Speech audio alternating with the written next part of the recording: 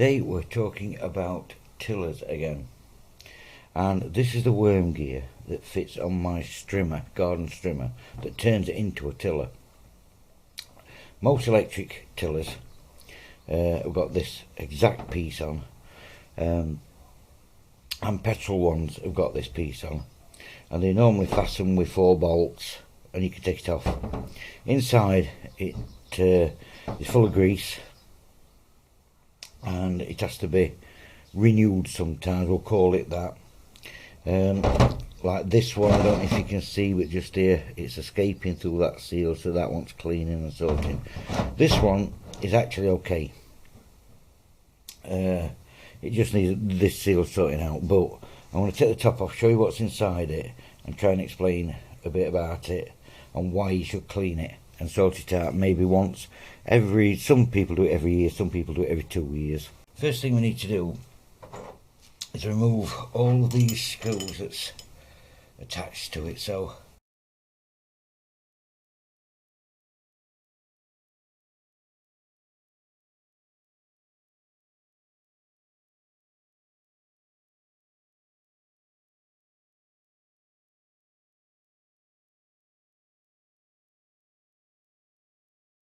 there we go, we've got the bolts out. Next job to lift the top off, but I'm going to show you something before I take this top off. On here there is 2 caps, we'll call them caps, and you can take them off with an Allen key. They just unscrew. I'm not going to unscrew them because it's just wasting time, so they come off anyway, and you can pump grease into these. So you take them both out. In the top one you pump the grease, when it starts coming out of the bottom one you put them back on. But doing it that way, you don't know where the grease has gone, and you'll understand that when I take the top off. Okay, to get the top off it's pretty easy. It will just, as long as you've got it fastened into a vise or something like that, top will go off. Actually, saying all this, it looks like it wants doing. So anyway, inside we've got grease, etc. This part moves quite slowly, whereas this part moves pretty quick, hence to get it going. But I've just looked at this, and yeah, it does. It really wants sorting out, cleaning out. I didn't think it'd need doing this year, but obviously it does. Okay, well, I'm going to put a pair of gloves on. It does get very messy. So all I need to do is take the pieces to start with. This part here just lifts out. So that's your spine, lifts out of there. This part here will lift out, but it's fastened in the vise at the moment. It'll just come out, and you'll notice all the grease will run.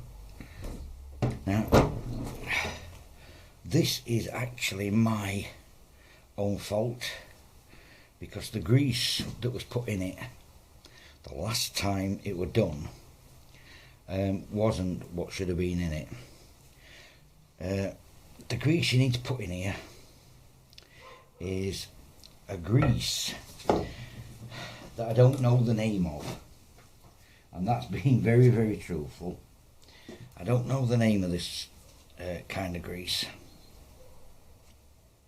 It is what you will put on bearings on a car wheel. Now, that might sound a bit strange, but that's what it is. Because what you don't want is, you don't want normal grease in there, because what will happen is that the when this spins it gets hot and it'll melt, like this has done. It hasn't melted that much, and I mean it's not a massive problem as long as you service this piece quite often, but it can be a problem. To get everything off, you can use a cleaner. Now, personally myself, I like to do this. I like to get it all off, because it does get all muck away.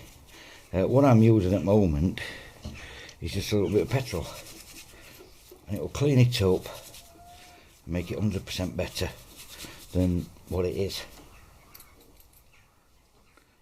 Clean it up, make sure that if any bearings fall off, there's some bearings on the end of that, take them off. Make sure that they go back. As you can see, it's 100% better. So you've got to do that with them all. I say bearings such as these that are on it, there's two, need to go back on.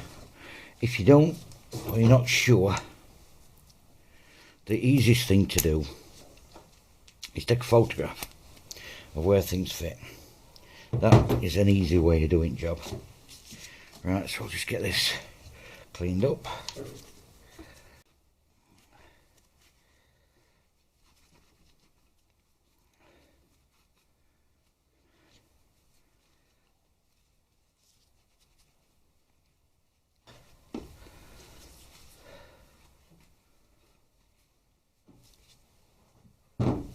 Once you've got it all out,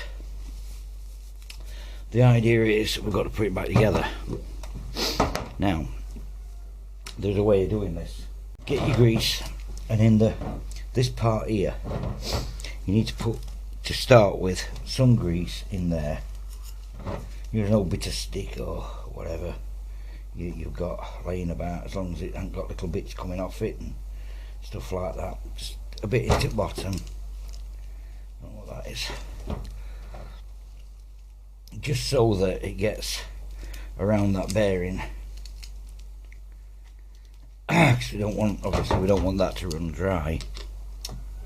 Then we're going to insert this part next. So this piece here just drops back into position like that, and then what we're going to do is put it into vise. Once we've got it in vise, we make sure that the top of this is touching top of vise, but with movement, of course. Your next piece is this piece, and this how to say, stands to reason very easily how it fits. You can more or less judge it by how it goes in. Sometimes you have to turn it a little bit. It has various washers and etc. in.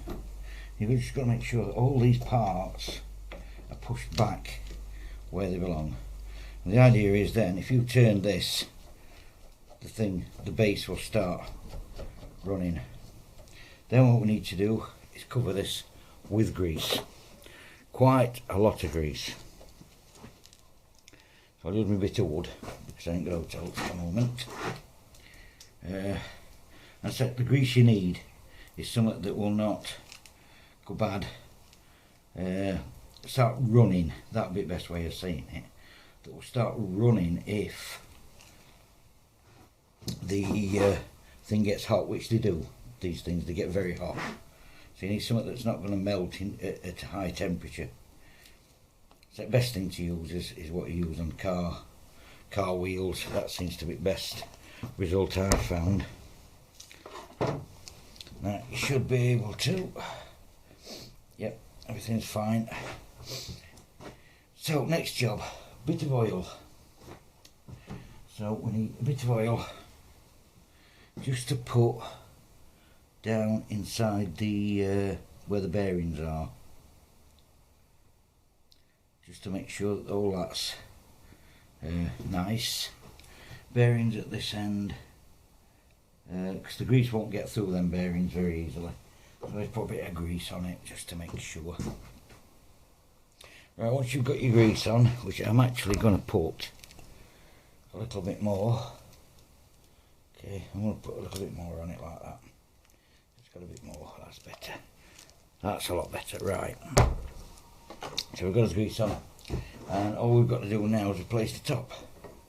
And I have cleaned all that off there, and you'll find that once grease starts coming through one of these holes, it'll carry on, and until you clean it all out, and it should just click back together. Everything should just click back together as it is, like that. So now I'll put all the screws back.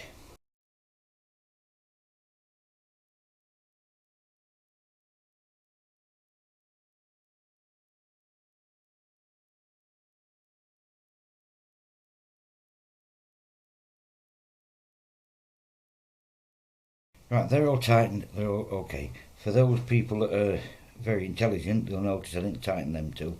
I don't tighten them too till they're on the end of my trimmer, because it opens a slight gap up, whereas you would tighten them if they go onto a dedicated tiller.